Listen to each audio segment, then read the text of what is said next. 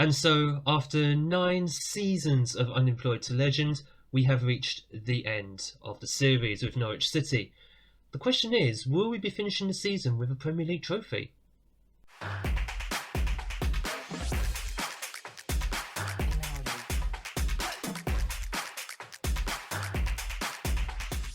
Hello and welcome back to Unemployed to Legend, episode 31 and the final episode here with Norwich City. My name is Craig and coming up on today's episode we've got the final Premier League game against Tottenham before we get into the season review in the second half of the episodes. Now, since you were last with me, you've probably seen it from the league table already.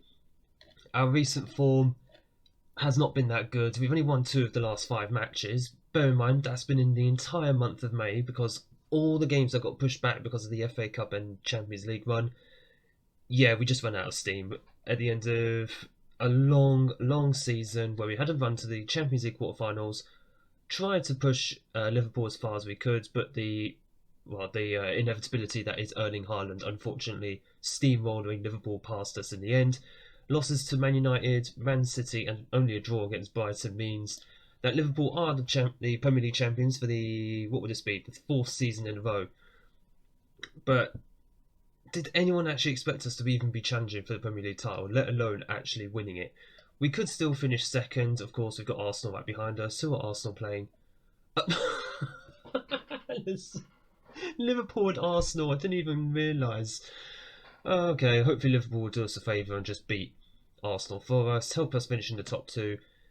And hopefully we can get something against Tottenham, although second and third place, the only real difference between the two is literally prize money. And considering this is the final season for us, the prize money isn't going to matter, considering that the budgets have already been set and it's like £35 million that we'd have to play with this summer, which is pathetic, which means we'd have to sell in order to get players in who would actually challenge Liverpool at the top, which is going to be a bit difficult. I don't know why Mobamidel isn't playing, by the way. He should be in the starting lineup. So, we're going to talk a little bit more about how I think this season has gone overall, and overall how some of the players have been. We'll do that during the match itself. So the starting 11 for the final game against Tottenham, the final time you're going to be seeing a lot of these players as well. In fact, all of these players. The 4 in goal, Iago, Lovato, Mobamidel and Lucas Gabriel in the back 4. Onyeka, Bulgarelli and Kakare in the midfield with Kanté on the right wing. Scully and Nani up front. Martin Yook, he is fine. He's not injured, but he's just been rested for this final match. So thanks, Martin Yook. Thank you for all your service. For all the players you won't be seeing today, thank you all for your service, including Van der Vaart, who barely played. Luca Reichel is actually back as well. He scored on his comeback. Actually, he scored his first league goal of the season. Who was that actually against? That was against Brentford. He scored in a 3-1 victory, which was nice to see. It was a feel-good moment. And, of course, Evan Terrell is back from injury. Hopefully he'll be on at some point in this match as well. Him being injured for the last month really did not help us. He's easily one of our best defenders. Don't look at the average rating too much. He's easily one of our best defenders, if not the best defender we have in this squad. Not bad for, 17, nearly £18 million purchase from Portsmouth. I'll get my words right in a moment. He is certainly worth every penny. Ironically, Tottenham are interested in him. That would be interesting to try and keep him out of their clutches if we were still around this summer, but we're not going to be, so we don't have to worry about that too much. But overall, feelings about this entire season, except the end where we did just burn out, that's literally what has happened. I did try to play a rotation, but when you're playing away against Man U, Man City, Arsenal, you kind of need your best players available, and that's not always going to be the case, especially when you're playing 2 games a week. You need to rotate players around. I was trying to play weakened squads against the likes of Brentford and Sheffield United, which we did. We won, which is good. It just kind of says that this Norwich squad, we're better than the vast majority of the Premier League. About 3/4 of the Premier League, we can beat them. It's the top sides away from home we can't seem to beat, which is a little bit of a problem, especially when you want to try and win the Premier League. So I think really and truly, you sort that out, you get yourself in 1 or 2 quality players. I don't know what the forward's trying to do there, by the way. as much as I want to beat Tottenham, the result of this match doesn't matter too much in the grand scheme of things. It'd just be nice not to go out with a whimper. I don't want to see that again. But overall, playing these teams away from home and get ourselves in a 30-goal season striker would absolutely put us in position to win the Premier League. That's without question. I have no doubt that would be what would need to happen. It's just that this squad is a lot better than when I took it over, obviously. Why are we not getting any highlights, by the way? Let's just increase the tempo a little bit. But unfortunately, when you're playing someone like a Erling Haaland, it's always going to be so difficult going up against those opponents because they're just machines, aren't they? Until Haaland actually retires, does it actually get any easier? In fact, I don't think it would even get easier when Haaland does retire, because you're just going to have a bunch of new gens who are just going to be absolutely mammoth when they actually end up getting into the peak of their careers. Speaking of getting to the peak of their careers, Mark Scully has been so underrated this season. He pulled it back, 1-1 for us. It's always a treat when he does score. I don't know if you can hear that Carlisle going off outside. They're excited to see Scully score. It's just so good to know that I've brought this player, Mark Scully, with me from the lower leagues of League One all the way through to the Premier League and the Champions League. And he's just grown. He hasn't played as much as I'd liked him to, but he's just grown, and it's very pleasing to see. 1-1 at the break. I think we can go on and win this. I wouldn't be too disappointed with a draw. Again, it's away from home. Tottenham are not exactly a top side. But I wouldn't say no to a draw against them, because they did actually win a trophy this season. They won the Carabao Cup, so it's not a poor side. Certainly not in the Cups anyway. But the players like Scully... Oh god, Bolgarelli, can you be careful please? You're on a yellow card. Players like Scully... I would say, who else has been quite underrated? That wasn't an underrated pass by him. Someone like Navarro, he has been okay this season. I think he's really stepped up in the second half of this season. Oh god, that shot just went over. He has stepped up in the second half of this season. Amoba has been a bit underrated. He hasn't played as much as, say, last season, because he's been rotated in and out of the squads with the likes of Celerio, Lovato and Terrell.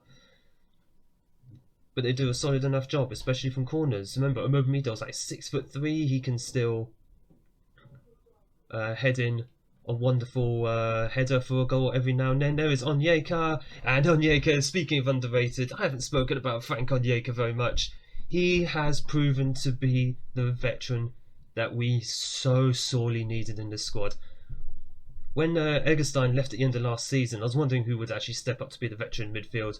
Step forward Onyeka. He has been a revelation. He hasn't played every game. Again, rotation. He's 32 years old. He can't play every game anymore. But he is a player who, when you need a goal, he more than anyone steps up. He plays as that sort of attacking central midfielder these days. He came in as a ball-winning midfielder originally. For goodness sake, I know we're still on attacking, by the way, but we seem to play better on attacking. I'm not going to change it at this point. 2-2. We have been exposed at the back. Shock.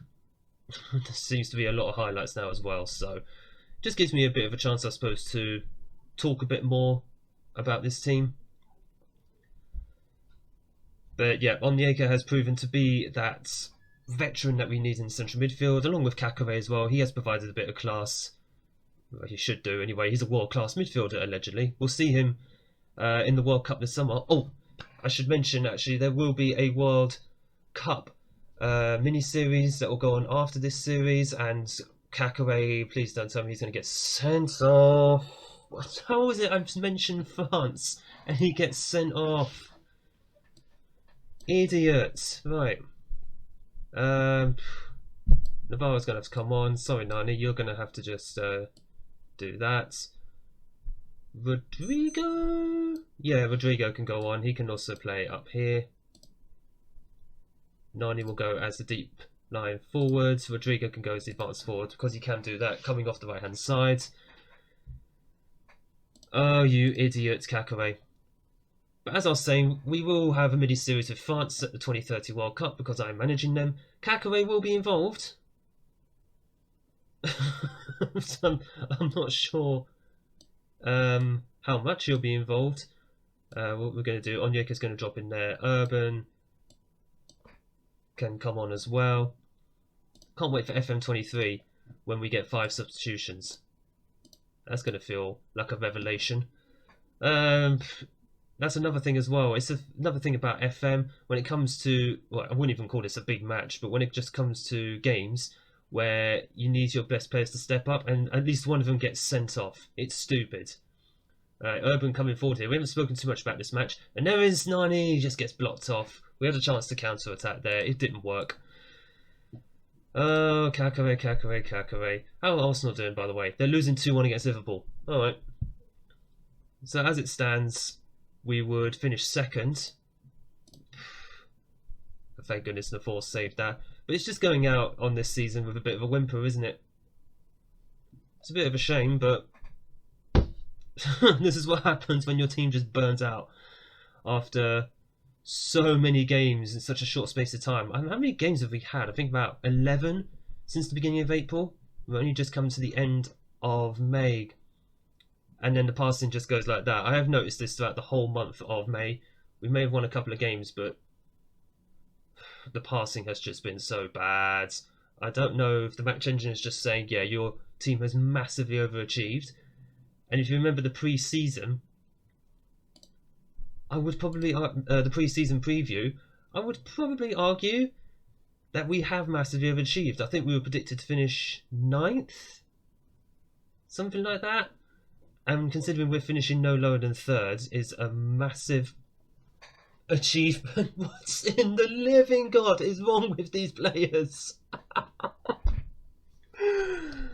Oh my God. Right. Just drop in there. Jesus. The sad part is this isn't even the lowest amount of players we've had on a pitch at one time. I think in December, what was it? We had 8 players against West Ham and we lost 3-1. This team is just so aggressive. Is that just Bolcarelli who's just so aggressive? That's going to be 3-2, yeah. We were going to lose this game. This game has decided we were going to lose it, regardless of what we were going to do.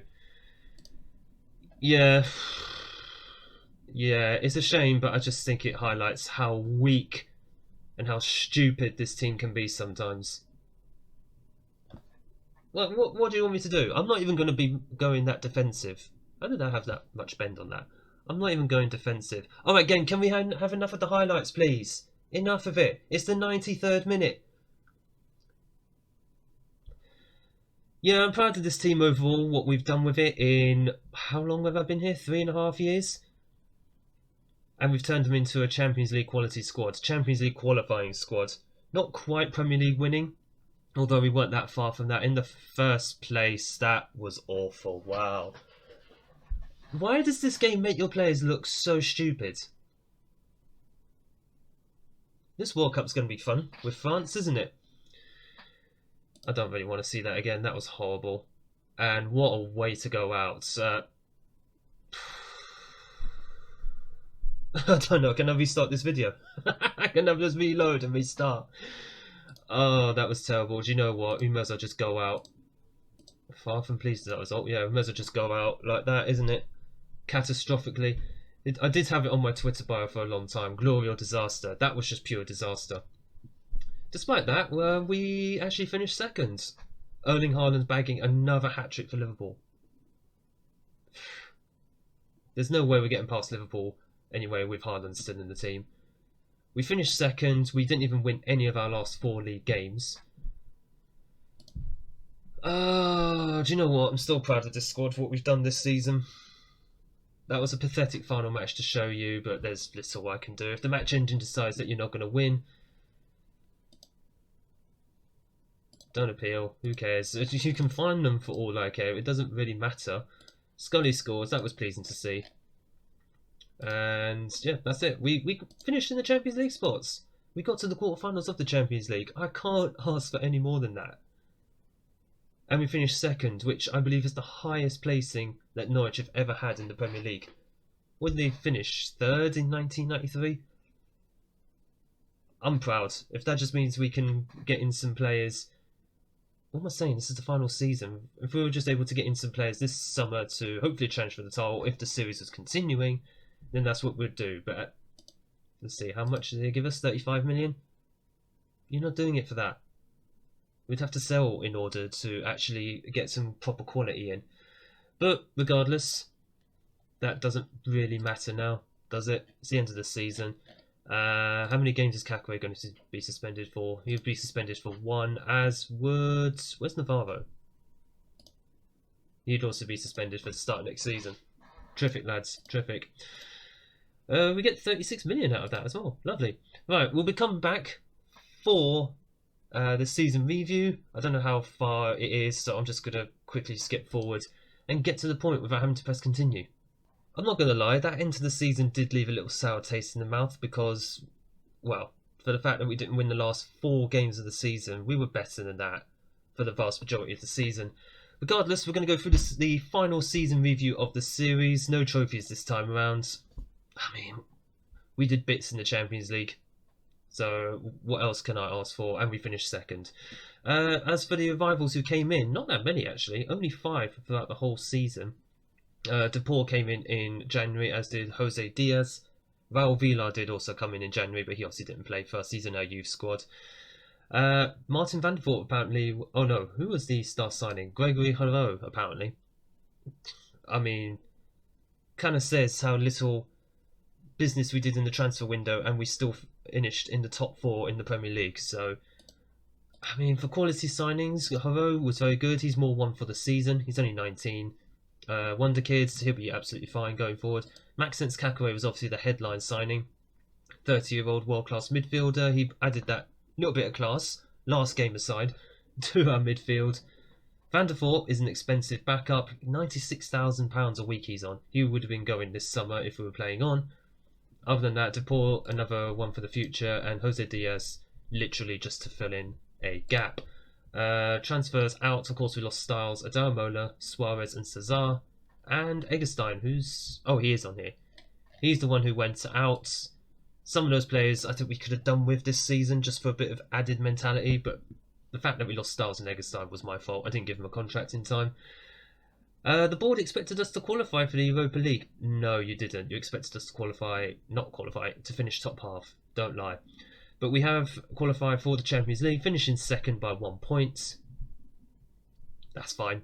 I mean, the prize money that Norwich got off of that, 36 million, they could probably afford to give us an extra 20 in transfer budget off that. We've almost maxed out. In fact, we have pretty much maxed out the home attendance. We'd have to expand the stadium or get a new one. Ulysses Cantu is our top goal scorer on 11. That's a bit alarming. And that's what I mean by we need a 30-goal season striker. Forgot to go through the Champions League. It reached the first knockout round. That was the minimum expectation. But we did make it to the quarterfinals. Martin was our top goal scorer in that, 4 goals. I mean, we didn't do too badly, did we? 5 clean sheets in, what's that, 2, 4, 6, 8, 10. In 10 matches, we kept 5 clean sheets. That's pretty decent. Oh no, hang on. 1, 2, 3, 4, 5, 6. Oh, sorry, 6. We kept 6 clean sheets. Well done. I'm very impressed. Not bad for a team in the Champions League for the first time ever. FA Cup, we're not going to bother. We went out in, I think, the 5th? No, the quarterfinals to... No, semi-finals, sorry, to Man City. I forgot to mention that. We did go out in the semi-finals to Manchester City in the FA Cup, so no final this time around. The biggest win, 5-0 against Ajax. That kind of shows that we are at a good level as far as competing in Europe goes. Carl Alarm agreeing with me again there. The 2-0 win away against Ajax, that really let us know, yeah, we can compete in Europe. And then a 4-2 win at home against Newcastle. We can compete against these big clubs in the Premier League. It's just away from home for some reason. I don't know if that's because of home advantage in FM, how overpowered it can be, but it's a bit of a shame. Club reputation, 4 stars, continental. We just need to get it to 4.5 stars. That way players won't be like, oh, we want to leave for a top club. Well, you are at a top club. That's what 4.5 stars is. Sponsorship is down overall. Actually, no, it's about the same. Don't know why it's saying down then. Broadcast revenue is down a little bit. I don't know why. We're in the Champions League. Corporate hospitality is up a bit. So's competition prize money. That's the Champions League run. We got like stupid amounts of money for getting into the quarterfinals. And the match day revenue is up a bit as well, which is fantastic. Again, Champions League makes a huge difference. Shirt sales, Reichel, despite being out for most of the season with a broken, I think it was a broken leg he was out with, he's easily the most popular player at the club, which is why it was such a feel-good moment when he scored on his comeback against Brentford. I didn't play him in that last match against Tottenham, but then we went down to 9 men. There was no chance to bring him on. Mobamido, Kakare, Nani, and Navarro are the other shirt sellers, which is fine. I got no complaints about those. Our best 11 for the season, the 4 in goal, absolutely fine. Ayago, Lovato, Mobamido, Lucas Gabriel at the back 4. Terrell misses out, actually. I know he missed maybe 2 months of the season, but surprised he wasn't in there more. Kakare, Navarro, and Onyeka in the midfield. I'd have put Bolgarelli instead of Navarro, even if he is an aggressive player who gets sent off a little bit more. That car alarm needs to shut up. I don't know if it's agreeing or disagreeing with this starting 11 at this point, or that our best 11. Cantu on the right wing, Scully and Martinyuk up front. No, Nani should be in ahead of Scully. I know Scully was very, very good, but no, put Nani in there. He's just way better, and long term he'd be much, much better for this club anyway. Let's see, manager awards. I've won the manager award for December. Yay! I'm the Premier Division manager of the year as well. Nice. England's new hope, apparently. At 38 years old, I mean, there's time for me to take over the England national team, isn't there? The club awards, valuing the 4, fans player of the season. I don't think he has as solid of a season, but fair enough, he is very popular with the fans. Young player of the season, Cantu, agreed. Signed season, Havod, who we already saw. Bolgarelli with the goal of the season. Pity we can't actually see it. Martin got top goal scorer with 15 and most assists at 10. Despite that, I wouldn't bring him back for next season. I think it hampered Nani, him playing as the advanced forward. So we'll give Nani. I would have given Nani, more of a shot next season. Most player of the match awards, Martinyuk on 7, and he's also the highest average rating in the squad as well.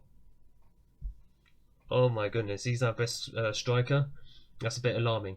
And Michael Bolgarelli, most passes completed per 90 minutes. Most goals by a player in the league match was Cantu, hat-trick. And most player in the match awards in the season, Martinyuk with 7. Not bad at all. English Young Player of the Year, Ulysses Cantu, that's fine. And the European Golden Boy was Nani. He did end up winning the Golden Award. That's excellent. I already forgot what it was called. And yes, the final league position of 2nd in Premier League is a new high. So yes, it is higher than 92-93 finishing, where they finished 3rd in a 42 game season with 72 points. How did they finish with a -4 goal difference? You could just about see that behind my head. That's quite incredible. Overall best 11, is there any of the current members in there? Mobamido is still in there. Although to be fair, he's been here since before this save even began, so kind of makes sense. Only 27 years old, he's still got a few years left in him. Anybody else? Styles, Eggestein, makes sense. Other than that, current players who made the bench, the 4, Lovato, Terrell, Zolis. Zolis was here at the start of the save, I believe, as well. Yeah, he was. He arrived in 2021. So him and Mobamido have been here since the beginning of the save. That's quite impressive, the longevity they had. Cantu, Navarro and Scully are also on the bench for the best 11. I would have put Cantu ahead of Rashika. He's clearly better. Just clearly better. So that's it. I mean, what would they actually expect us to do next season? Top half again. No wonder they're only giving me 35 million. Goodness me, give me a little bit more if I was continuing. But yeah, that's it. That is the end of the. That's the end of the Norwich portion of the save. Of course, we've still got the World Cup to come up. As I just congratulate a few players. I win Manager of the Year. Fantastic. At least I won something this season. We've got the World Cup coming up. And to be honest with you, as much as I wanted to continue this save, that's the main reason I'm ending it, is because I just can't dedicate the time. Hence why there's been such a gap between episodes over the last, say, month and a half. So I apologise that this season has taken a long time to complete, but hey, we got to the end of the season, we got a good run in the Champions League, finished in second place in the league. I think that's my highest placing in the Premier League for many an FM, so I'm very happy with that. We're not going to get past Liverpool while Erling Haaland is running rampant over everyone. He's only 29, he's going to go on for so many years. But it is not all over. The World Cup will be coming up next week. We've got the group stages, which will be against South Korea and Chile. That will be the next episode that you will see of the World Cup with France. I'll also go through how we've been doing with France since I took over in 2028, and some of the players that will be coming in to the World Cup, that will be coming into the World Cup with. So just before we go, last thing, my profile, I did end up finishing with the Continental Pro license. I've been doing that in the background. I think I finished that like 2 or 3 years ago. My overall reputation 80%. Attributes wise, my discipline 20. Just wish my players had a discipline 20 on the field. People management 19, motivating 16. Even my coaching is not bad. Technical, mental. I could do with the mental side of coaching a player. I wish there was like that in real life. History wise, 3 personal trophies, individual honours myself, 4 trophies overall. If we have a look at the job history, there we go. That is my entire job history over the entire save, nicely packaged into one. Of course, we won the Vanarama National League North and the Vanarama National League with Curzon Ashton before winning League One with Wickham. That was the last league win we had, and then winning the FA Cup with Norwich last season. A few individual honours in there as well. Manager of the Month awards, Manager of the Year awards. Also running the Champions League and finishing second in the Premier League is pretty much the high point as far as the league goes. Obviously, if the save was continuing, I would continue with Norwich, maybe with a view to moving abroad, because I think with the money that Norwich are giving me for transfers, it's just not enough to compete with the likes of Liverpool. But that would be in another parallel universe. But otherwise, this is how we are finishing the save. 60% that I've won of games in my career. Of course, that's not without the World Cup coming up. But yeah, it's been a fun series. It has been really, really fun. I just wish I was able to dedicate a bit more time to it, but other priorities in life meant they had to go by the wayside. So, let us wrap up the series here, the club portion of the series anyway. If you have enjoyed this episode, and if you have enjoyed the series as a whole, if you've made it this far, make sure you hit the like button down below and smash the big red subscribe button so you don't miss the upcoming World Cup. And also FM23, which should be out in, what, I say 6 weeks to 2 months maybe? We'll be back for that. There'll be more information coming up on FM23 very, very soon. But I thank you so much for watching. Thank you all for your support on this series.